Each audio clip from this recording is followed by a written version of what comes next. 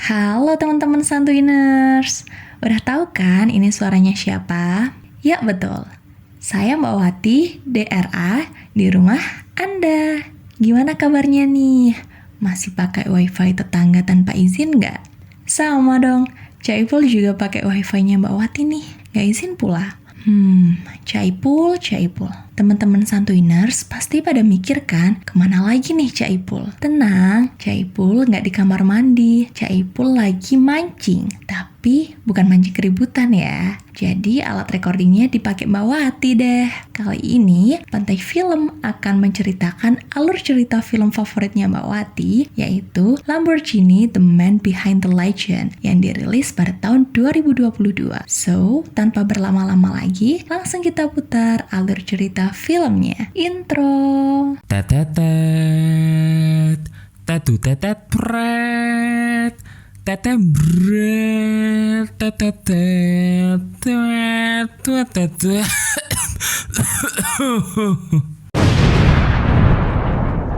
Kisah akan dimulai di sebuah kota di Eropa pasca berakhirnya Perang Dunia Kedua. Seorang Ferruccio Lamborghini dan temannya bernama Matteo baru saja menginjakkan kaki di kota kelahiran mereka di Italia setelah menyelesaikan panggilan tugas negara.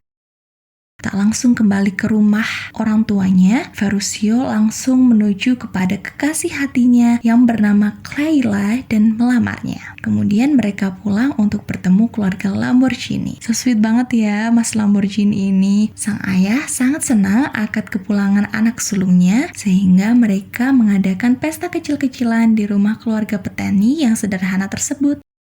Saat membantu sang ayah di ladang untuk memanen kubis, Ferruccio Lamborghini menceritakan bahwa ia mempunyai mimpi kepada sang ayah. Ia ingin membuat perusahaan traktor yang lebih murah, kecil, ringan, dan cepat karena setelah Perang Dunia Kedua, pemerintah Italia berfokus pada pemberian modal pinjaman kepada pengusaha muda untuk kembali membangun perekonomian negara Italia. Tak setuju, ayahnya pun berkata, "Nak, itu ide gila yang tidak akan terwujud, terlalu beresiko. Lagi pula, kita hanya keluarga petani." Ferruccio Lamborghini menambahkan bahwa ia ingin membuat nama keluarganya tetap abadi. Sang ayah tetap pesimis dan mengatakan bahwa Ferruccio Lamborghini hanya akan menyia-nyiakan hidupnya. Duh, jelek banget ya rasanya kalau keinginan dan mimpi kita ditentang oleh orang-orang terdekat, apalagi oleh orang tua. Ferruccio Lamborghini, Matteo, dan Clayla kemudian pergi berpesta untuk merayakan tahun baru yang bisa dirayakan dengan penuh kesenangan setelah perang berakhir.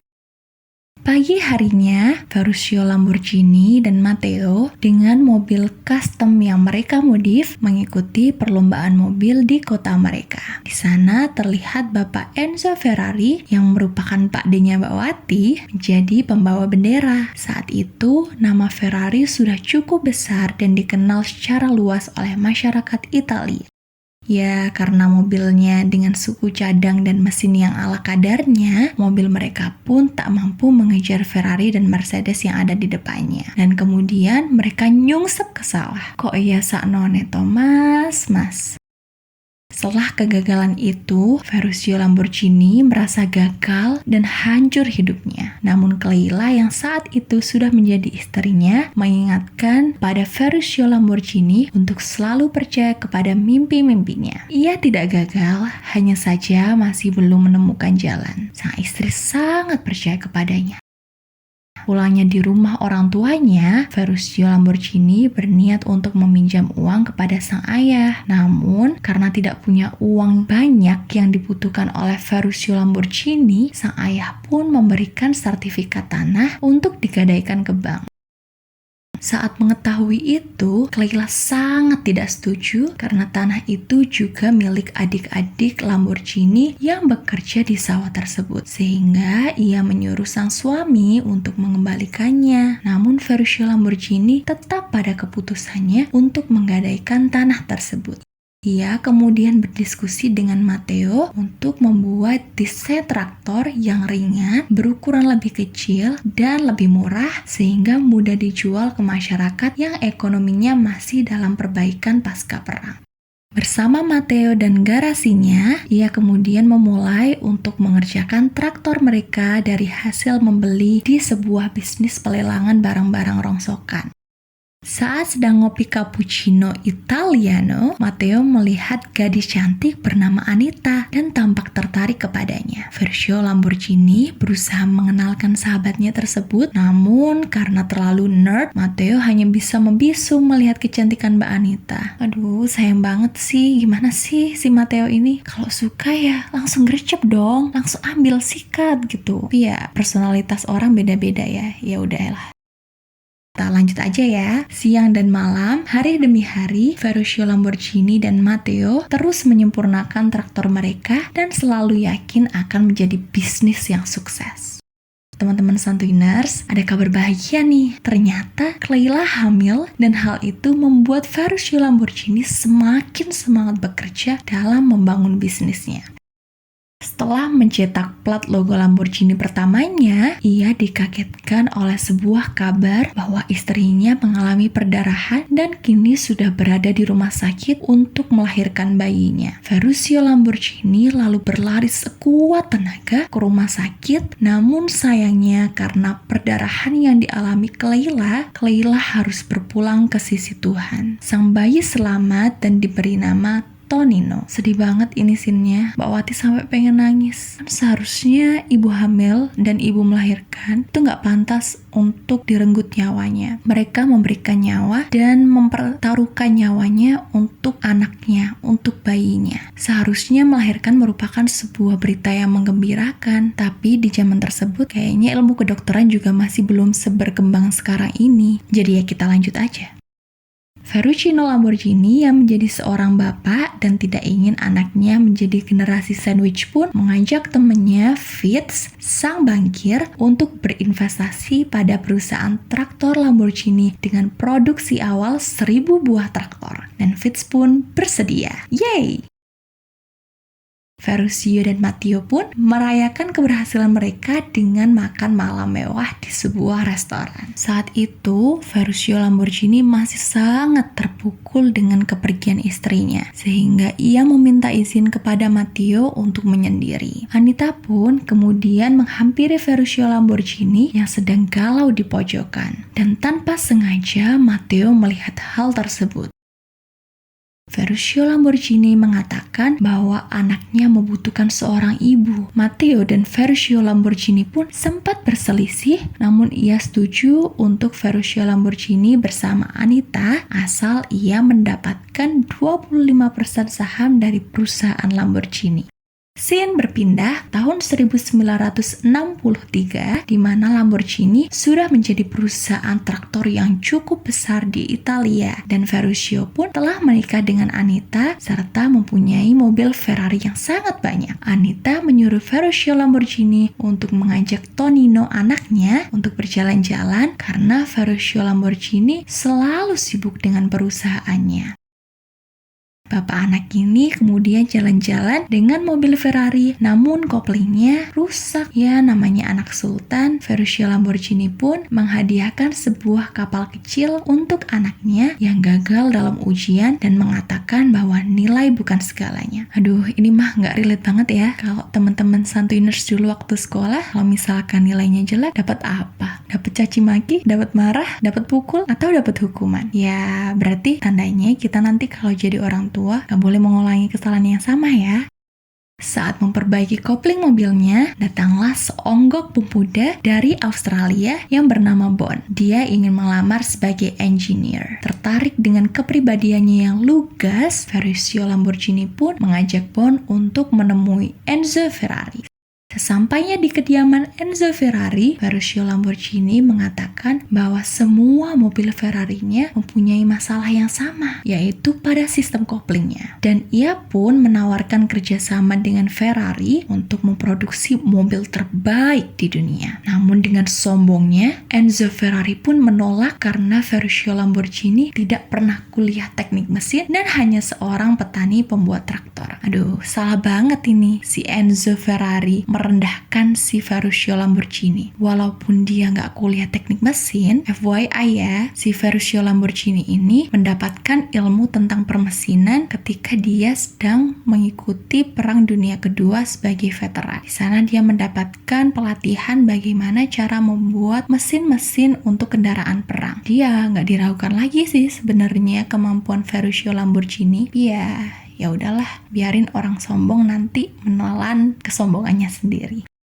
Saat berada di museum seni bersama keluarganya, Ferruccio Lamborghini mendapatkan inspirasi dari gambar matador yang ada bantengnya. Bukan yang ada badaknya loh ya, untuk dijadikan logo mobilnya kelak. Dalam membangun mobil impiannya, Ferruccio Lamborghini mengambil engineer-engineer dari perusahaan mobil yang sudah besar seperti Alfa Romeo, Maserati, dan Ferrari. Ketika engineer tersebut awalnya tidak setuju dengan spesifikasi mobil Lamborghini 350 GT karena saat itu belum ada mobil dengan mesin aluminium yang bertenaga namun juga cepat seperti mobil balap yang harus selesai dalam 6 bulan untuk tampil di Geneva. Namun dengan tekadnya yang kuat, Ferruccio Lamborghini pun berhasil meyakinkan mereka.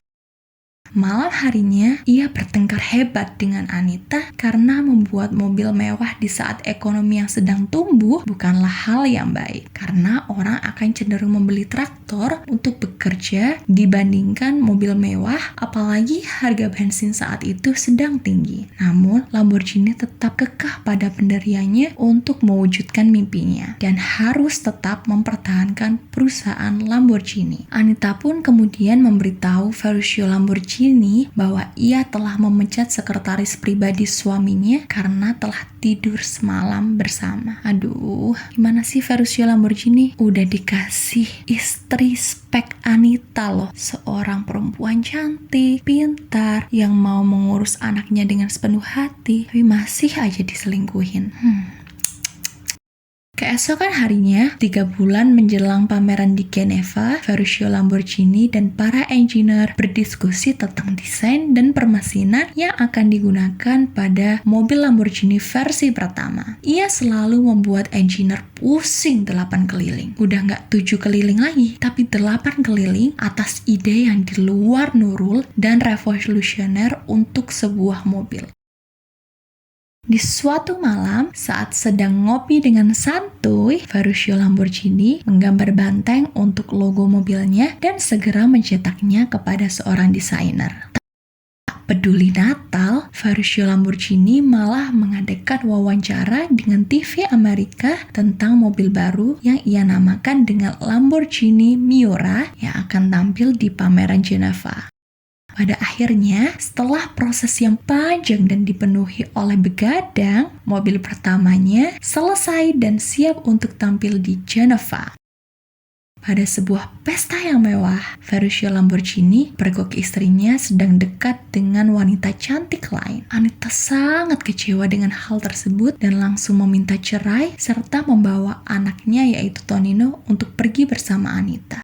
Scene beralih pada hari pengujian prototipe pertama mobil Lamborghini yang dipenuhi oleh tepuk tangan meriah karena telah sukses sesuai ekspektasi oleh Ferruccio Lamborghini. Wah, keren banget sih ini. Itu sebenarnya prototipe loh, belum mobil yang jadi. Tapi si Ferruccio Lamborghini berani dengan langsung duduk di mobil tersebut dan langsung mencobanya tanpa memikirkan keselamatannya. Tapi ya, berhasil, sukses, keren banget. Hari pameran pun akhirnya tiba. Semua mobil baru pada zamannya dipamerkan. Lamborghini memasang stand tepat berada di depan Ferrari dan berkata, jika kamu ingin menjadi seseorang, kau belilah Ferrari. Tapi jika kamu adalah seseorang, maka belilah Lamborghini. Aduh, langsung balas dendamnya itu keren banget gitu loh. Karena si Ferrari tadi kan udah sombong tuh di scene-scene awal. Dan sekarang dia epic comeback dengan mobil Lamborghini-nya yang jauh lebih kuat dan lebih cepat daripada Ferrari. Film pun diakhiri dengan kondisi saat Perang Dingin dingin dan industri mobil yang sedang merosot. Lamborghini kemudian bertemu anaknya dan berkunjung ke sawah lamanya. Sambil mengendarai mobilnya, ia mengenang masa-masa indah bersama orang-orang terdekatnya. Kini, mobil Lamborghini Miura dipajang di Museum USA dan dinobatkan sebagai mobil terindah di dunia. Film pun berakhir dengan santuйnya.